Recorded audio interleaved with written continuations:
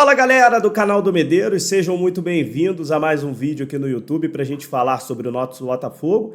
Hoje, para falar de uma grande vitória do Botafogo no Campeonato Brasileiro, 5 para o Botafogo, 1 para o Juventude, né? Torcedor botafoguense que não gosta muito do Juventude, aproveitamos para ir à forra hoje, né? Pisamos, amassamos, estrangulamos o Juventude hoje no Campeonato Brasileiro, válido pela terceira rodada do Brasileirão 2024. Mas mais do que amassar o Juventude, eu queria contar um pouquinho como é que foi construído esse resultado e algumas situações que a gente tem que levar em consideração aqui, elogiar também, óbvio que um placar de 5-1 vão ter muito mais elogios do que críticas, né?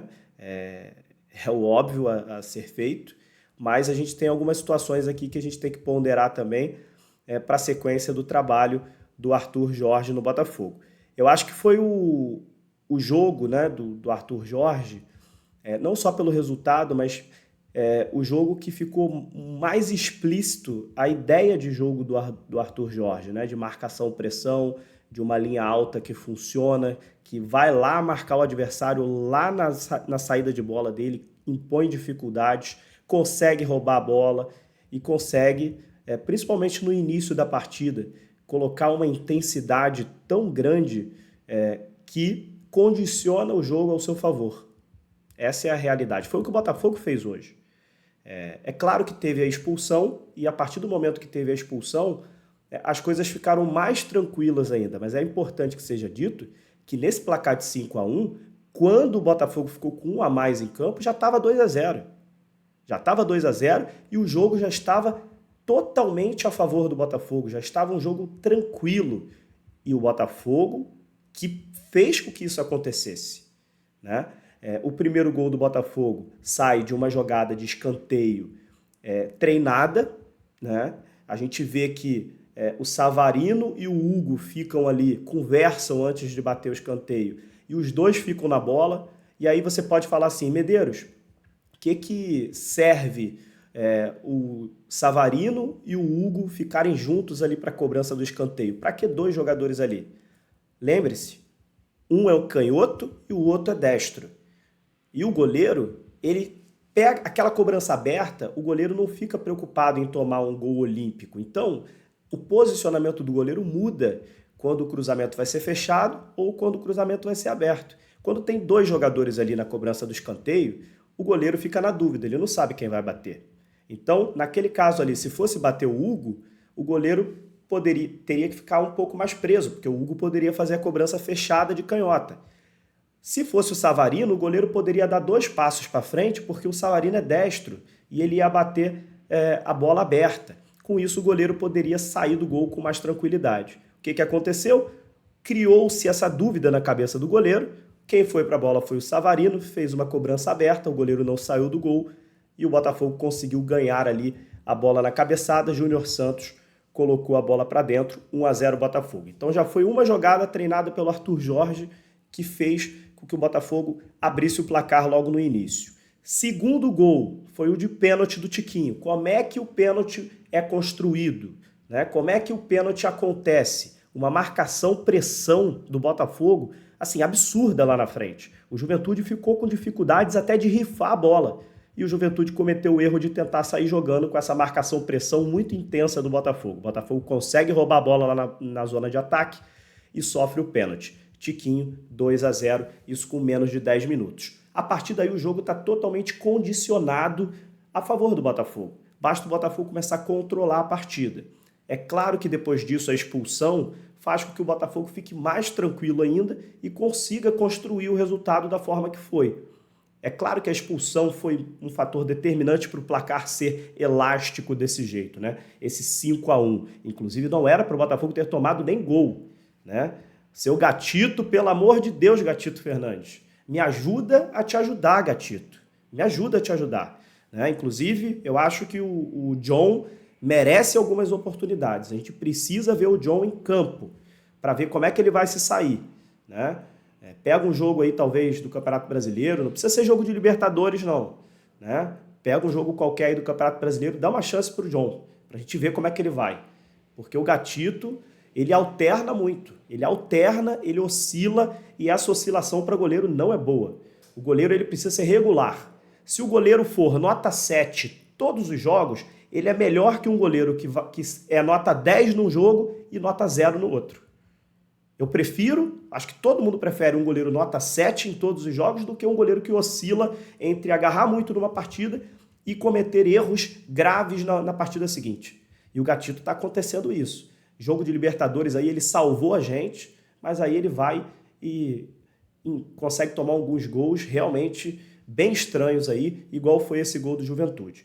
Ainda bem que o placar foi 5-1 e não comprometeu o resultado. Mas estou bem preocupado com essa questão do Gatito, né? É um goleiro que tem uma história linda no Botafogo, um goleiro que a gente precisa respeitar realmente a história que ele tem no clube. Já nos ajudou demais, mas a gente precisa saber que o Botafogo, para competir em alto nível, precisa que os jogadores estejam regulares em alto nível.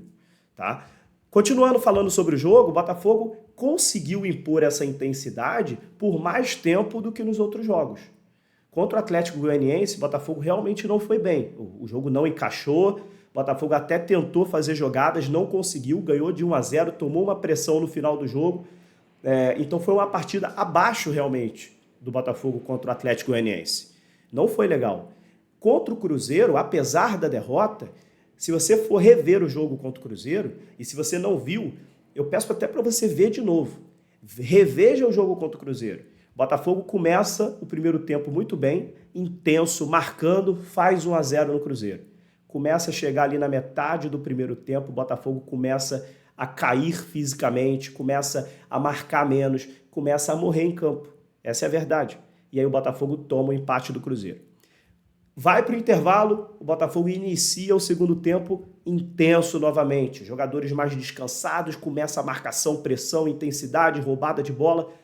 Tietê rouba uma bola, dá no Jefinho, Jefinho perde aquele gol inacreditável. Vocês lembram, né, que o Jefinho perdeu aquele gol inacreditável. Inclusive o Jefinho hoje, mais uma vez, muito mal na partida, foi substituído no intervalo. Provavelmente, acho que quarta-feira, se bobear, nem entra como titular, porque está muito abaixo dos demais. O Jefinho está sem confiança, está errando tudo que tenta. Então, assim, o Botafogo começa a partida muito intenso e aí depois fisicamente vai morrendo. Isso é tempo de trabalho. Isso requer tempo. O preparador físico Thiago Lopes vai ter muito trabalho, já está tendo muito trabalho para colocar esse time do Botafogo intenso a grande parte da partida, grande parte do jogo. É difícil você manter a intensidade inicial os 90 minutos. É difícil realmente. Vai ter momento que você não vai aguentar. Mas que pelo menos o Botafogo consiga 30, 35 minutos de cada tempo ser intenso.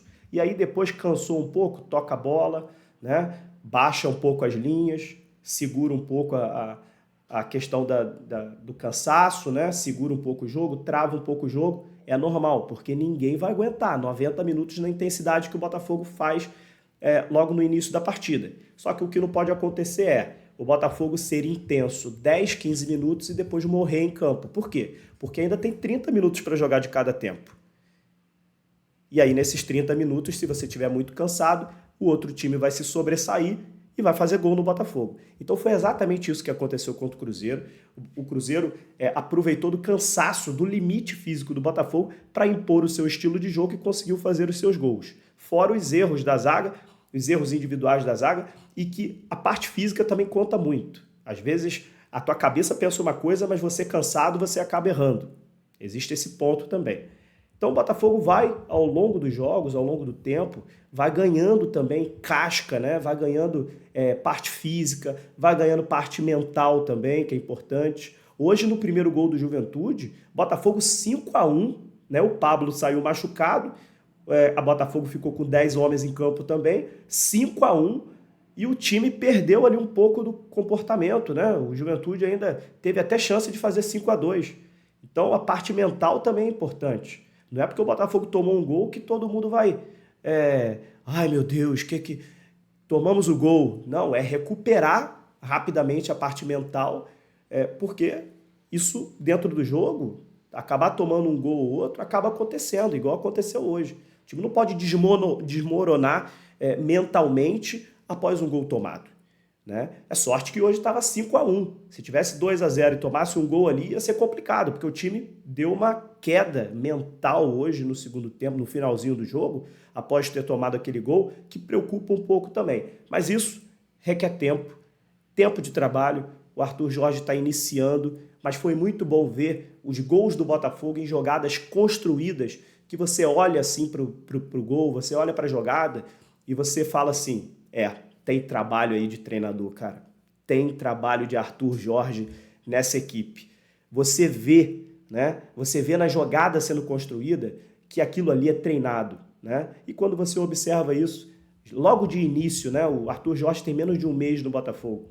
Não tem jeito. Você tem que dar tempo pro cara trabalhar, que ele entende do que está fazendo. E aí o tempo vai fazer esse time encaixar, se entrosar e cada vez mais a gente conseguir variações ofensivas e uma solidez defensiva, que é o que tanta gente quer. Talvez, no curto prazo, a gente oscile bastante ainda. Hoje foi uma partida em que a gente oscilou para cima. Contra o Atlético Goianiense foi uma partida que a gente oscilou para baixo. Essas oscilações são normais de um início de trabalho. Agora, vamos pegar o Universitário pela Libertadores. Tomara que a gente não oscile dessa vez. Tomara que agora que a gente oscilou para o alto, a gente mantenha essa regularidade lá no alto, pelo menos para esses próximos jogos, que vão ser muito importantes. Universitário, né, primeiro, pela Libertadores, clássico contra o Flamengo, depois vitória na Copa do Brasil, Bahia e LDU.